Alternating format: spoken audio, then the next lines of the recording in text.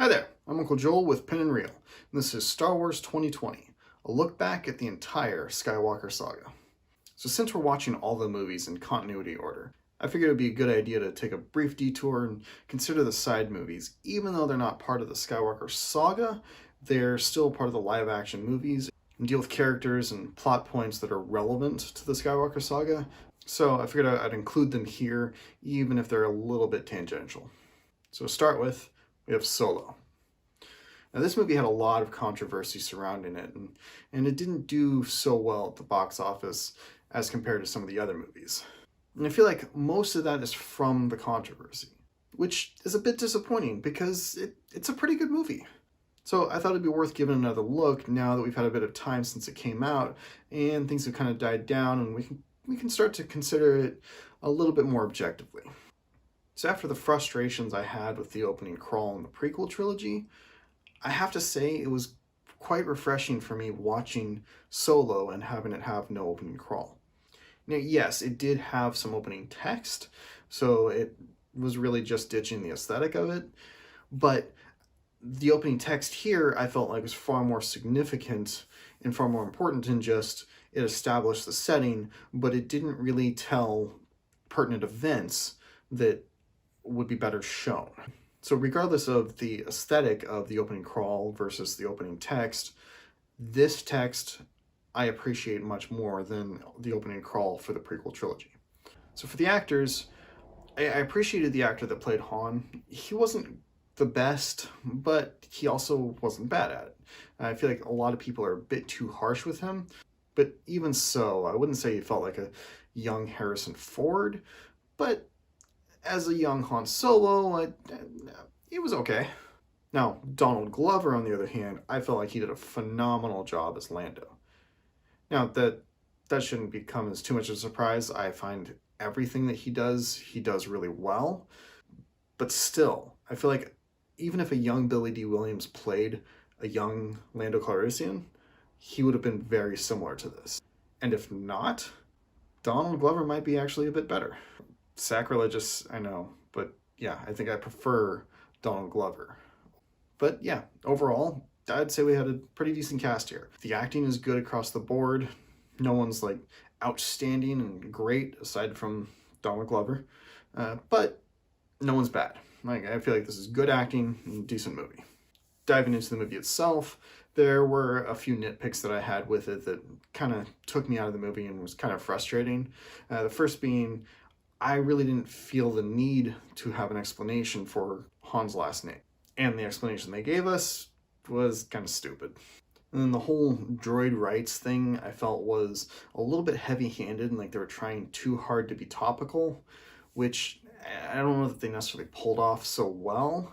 But that being said, I feel like it really fits within the story and the universe as established. You know, especially if you consider the beginning of A New Hope, where Uncle Owen and Luke go out to buy droids, and that's where they wind up getting R2-D2 and C-3PO. You know, the fact that these droids at least appear to have sentience, like the fact that they're being sold as slaves and objects for these people to buy, like, yeah, that is a bit strange. And so the idea of a droid fighting for droid rights makes sense.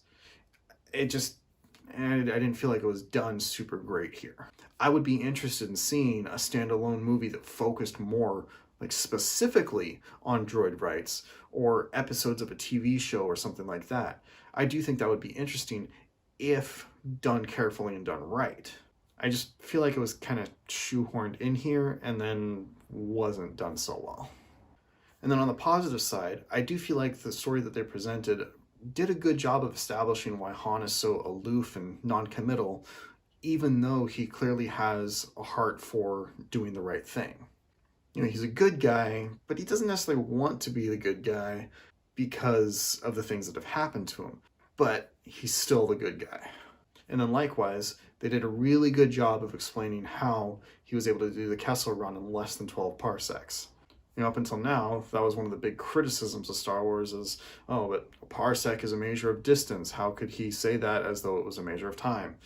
But this movie explains that well, and it makes sense, and it works. And I found the inclusion of Darth Maul in this movie very interesting, and I really would have liked to see what they had planned for that going forward. I don't think that was merely a tie-in with the Clone Wars. Maybe that was building for what's to come in the then planned Obi-Wan movie or Boba Fett movie. And they could have used the side stories to still tell an indirectly connecting story. So I'm definitely interested in what they were going to do with that, which unfortunately, I just don't think we're going to get that. And I really, really appreciated towards the end when Han and his mentor had their confrontation that Han shot first. I feel like that was very pointedly done. So yeah, the writers clearly had an understanding of what they wanted to do with this movie. They understood the characters and the world they were working with. They definitely knew what they were doing. And so I would say that they made a good movie. It's not this great movie, and it's not going to be the best Star Wars movie by any means, but I do feel like it is a good Star Wars movie, and it fits within the canon decently enough. I think there are a lot of people who skipped out on this movie that probably shouldn't have, and they should probably give this one another chance. I don't feel like this movie really adds to the Skywalker saga or really develops a lot of mythos, and it's not this great character piece on Han to really give us a new understanding of the character, but I don't think it was really trying to be that. I think it was just trying to be a fun movie with a character at a different point in his life, and in that regard, it definitely succeeds. Personally, I would have loved to see what the original directors are going to do, but given that that's not what we wound up getting, I'm okay with this movie as is. I would like to see in the future perhaps a Lando and Han Solo team-up movie where they go on a heist.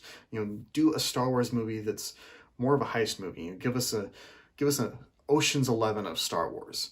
It doesn't have to be about saving the galaxy or saving people or this grand epic adventure. Just do different genres within Star Wars. And I feel like this could have been that. And if they do another Han Solo movie, it could be that. And that's what I would be interested in. Branching out and telling different kinds of stories. So yeah, I would say the movie's good. It's not the best, it's good. And there you have it. I hope you join us next time when I share my thoughts on Rogue One. And then after that, we're going to get back on track with A New Hope. Until then, it's Uncle Joel saying, stay tangible.